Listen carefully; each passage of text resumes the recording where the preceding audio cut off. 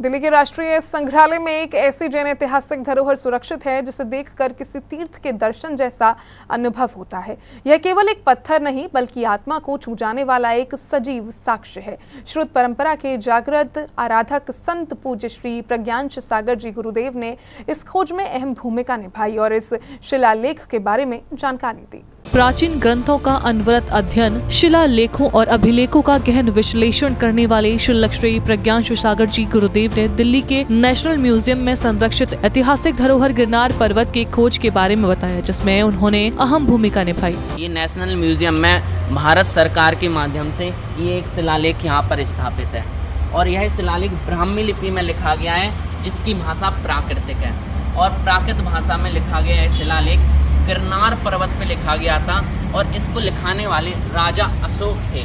राजा अशोक ने 14 राज घोषणाएं करी थी और उसमें सर्वप्रथम राज घोषणा थी कि जीव हत्या कोई नहीं करेगा। गिरनार पर्वत पे इतना सारा अंधानुकरण हो रहा है, सरकार भी हमारे साथ न्याय नहीं कर रही है, फिर भी सरकार के पास ही प्रमाण है कि ये जो शिलालेख आप अपने दिल्ली में भारत की राजधानी में रखे हो, वही आपको दर्शा रहा है कि देखो गिरनार पर्वत किसका था। आप अभी हिंदी में इसका जो रूपांतर है, आप थोड़ा सा निकट आके दिखाइए। ये हमारी आदिनाथ भगवान के द्वारा जो उनकी पुत्री ब्राह्मी को सिखाई गई लिपि थी, उसी लिपि में और प्राकृत भाषा में लिखा गया शिलालेख है। इसमें 14 राज घोषणाओं का वर्णन है। यह ब्राह्मी लिपि में रचित शिलालेख न केवल इतिहास का जीवंत दस्तावेज है बल्कि जैन श्रुत परंपरा की अमूल्य धरोहर भी है। श्री प्रज्ञांश सागर जी महाराज ने कहा कि आप सभी लोग यहाँ जरूर आएं। आप सभी लोग यहाँ पर आइए और यहाँ पर आके जरूर एक अपना चित्र लीजिए और सब जगह भेजिए, जिससे आपको और आपके संपर्क में रहने वाले व्यक्तियों को पता चले हमारा जैन धर्म कितना पुरातन, प्राचीन और अनादि निधन है। मैं आप सभी से कहना चाहूँगा, दिल्ली में रहने वाले और दिल्ली घूमने आने वाले यहाँ पर जरूर आएँ।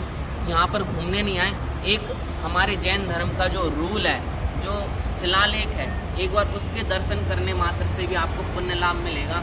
तो इसी भावना के साथ एक बार आप हिंदी में लिखा गया इसका रूपांतर भी दिखाइएगा जरूर।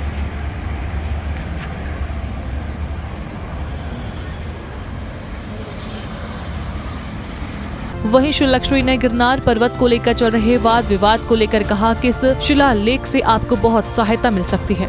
आराम से बैठ के इसको डिकोड भी कर सकता हूँ, क्या लिखा है ये भी बता सकता हूँ, कौन सी भाषा में लिखा है ये भी बता सकता हूँ। और साथ में अगर हमारे समाज के वरिष्ठ लोग प्रयास करें तो इससे गिरनार पर्वत पे जो वाद विवाद चल रहा है उसमें भी हमें बहुत महत्वपूर्ण सहायता मिल सकती है। आप सभी लोग समाज के वरिष्ठ व्यक्ति इस बात पे जरूर विचार करें। सरकार के द्वारा जो इसका हिंदी रूपांतरण यहाँ पर अभी आपने दिखाया, उसमें भी स्पष्ट रूप से बताया गया है। इस 14 की 14 धर्म घोषणाओं में सिर्फ हमारे जैन धर्म का ही सिद्धांत दिखाया गया है स्पष्ट रूप से।